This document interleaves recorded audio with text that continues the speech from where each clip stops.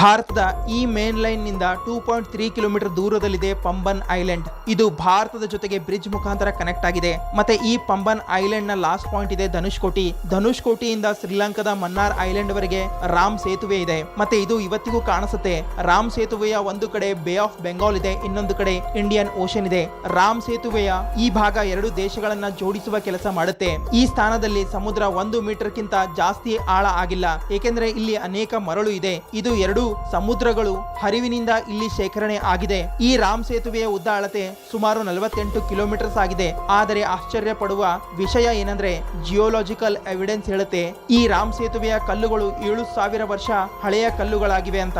ಆದರೆ ಇದರ ಕೆಳಗಿನ ಮರಳು ಅದಕ್ಕಿಂತ 3,000 ವರ್ಷ ಹಳೆಯದಾಗಿದೆ. ಮತ್ತೆ ಇದೇ ಮಾತಿನಿಂದ ಅರ್ಥ ಆಗುತ್ತೆ ಎಲ್ಲಿಂದಲೋ ಈ ಕಲ್ಲುಗಳನ್ನ ತಂದು ಸೇತುವೆಯನ್ನ ನಿರ್ಮಾಣ ಮಾಡಿದ್ರು ಅಂತ. ಆದರೆ ಈ ಕಲ್ಲುಗಳಿಂದ ಮರಳು ನಿರ್ಮಾಣ ಆಗಿಲ್ಲ. ಮತ್ತೆ ನಮ್ಮ ಗ್ರಂಥಗಳಲ್ಲಿಯೂ ಈ ಸೇತುವೆಯ ಪುರಾವೆ 7,000 ವರ್ಷ ಹಳೆಯ ಸಾಕ್ಷಿ ಇದೆ ಅಂತ ಹೇಳುತ್ತೆ. ಅಂದ್ರೆ ಇದು ಮಾನವ ನಿರ್ಮಿತ ಸೇತುವೆ ಆಗಿದೆ, ಬದಲಾಗಿ ನೈಸರ್ಗಿಕ ಸೇತುವೆ ಅಲ್ಲ. ಅಂದ್ರೆ ಇದು ಪ್ರಭು ಶ್ರೀರಾಮರು ನಿರ್ಮಾಣ ಮಾಡಿರುವ ಸೇತುವೆ ಆಗಿದೆ. ಇಂತಹದೇ ಫ್ಯಾಕ್ಟ್ ವಿಡಿಯೋ ನೋಡಲು ಚಾನಲ್ ಅನ್ನು ಸಬ್ಸ್ಕ್ರೈಬ್ ಮಾಡಿ, ಹಾಗೆ ನಮ್ಮನ್ನ ಫಾಲೋ ಮಾಡಿ.